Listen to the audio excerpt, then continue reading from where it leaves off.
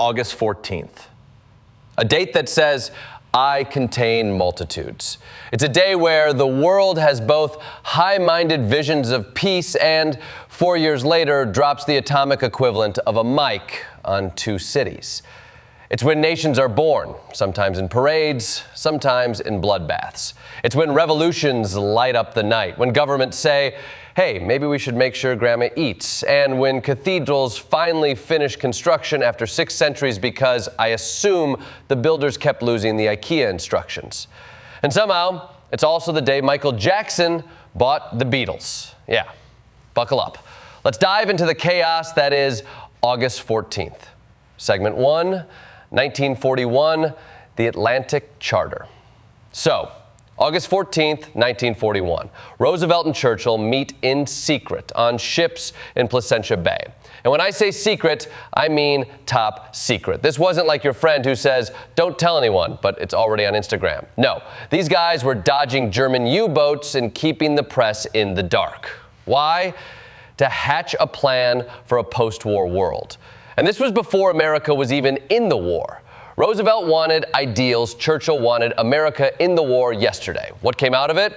The Atlantic Charter. 8 principles about freedom, self-determination, economic cooperation, and ironically, disarmament. It was like a Tinder profile for democracy. Looking for long-term peace, loves freedom, hates Nazis, not into forced territorial changes. The twist? Churchill signed off on self-determination, but didn't mean for, the colonies to hear about it. Spoiler, they did.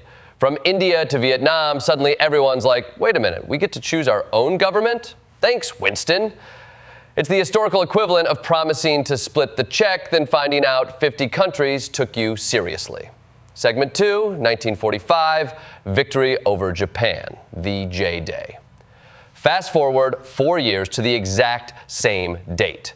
Truman walks into the White House press room and says, it's over. Japan surrendered, we win. Cue 2 million people crammed into Times Square like it's the world's biggest mosh pit. Strangers hugging, kissing, dancing. It's the only time in history you could plant a kiss on someone in public and the entire world would cheer instead of call HR. But here's the paradox.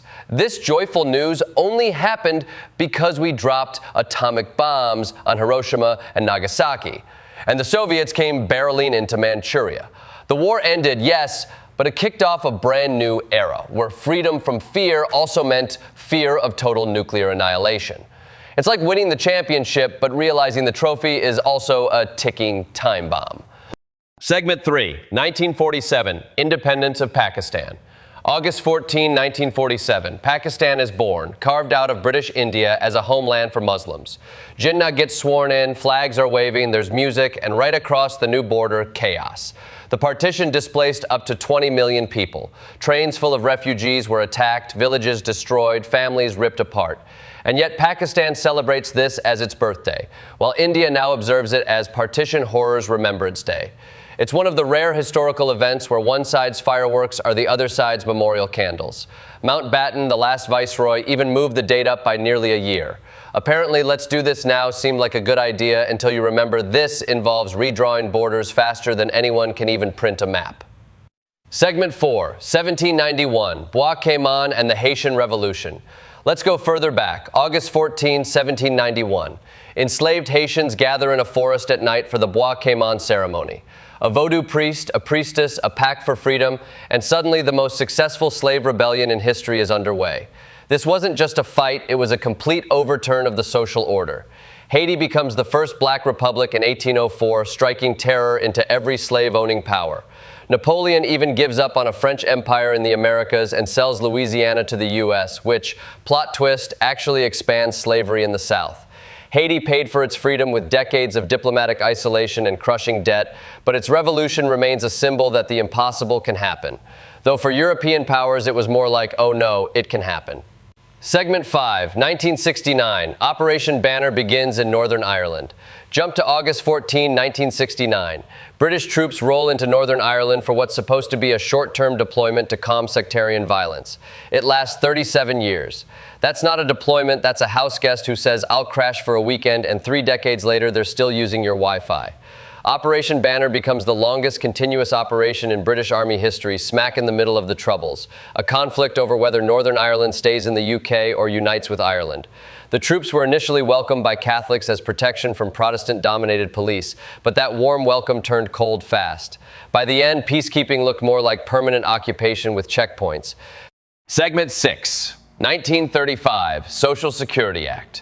August 14, 1935, FDR signs the Social Security Act, and the U.S. officially says, hey, maybe the elderly shouldn't have to eat cat food to survive. It's a mix of insurance for retirees and unemployment benefits, plus aid for dependent children and the disabled. Payroll taxes fund it, so politicians can say, you earned this, which is why it's the third rail of politics. Touch it and your career dies. At the time, Southern Democrats made sure agricultural and domestic workers, most of them black, were excluded. Over time, the program expanded to include disability insurance, survivors' benefits, and cost of living adjustments. It's one of the few government programs so beloved that people will say, keep the government out of my Social Security, not realizing it's literally the government. Segment 7, 1880, Cologne Cathedral completed. It only took 632 years, but Cologne Cathedral is officially done on August 14, 1880. Imagine starting a building project before the printing press existed and finishing after the invention of the telephone. The cathedral survived wars, revolutions, and centuries of "we'll get to it." When it was done, it became a national symbol for a newly unified Germany, and also presumably the biggest finally moment in architectural history. Segment 8, 1985. Michael Jackson buys the Beatles catalog. And then there's August 14, 1985. Michael Jackson buys ATV Music Publishing for $47.5 million, which includes nearly every Beatles song. He even outbid Paul McCartney, the guy who wrote them. McCartney had once told Jackson that music publishing was a gold mine. Jackson took notes, literally, and said, "Cool, I'll buy yours." It's the ultimate friendship betrayal, but with royalties.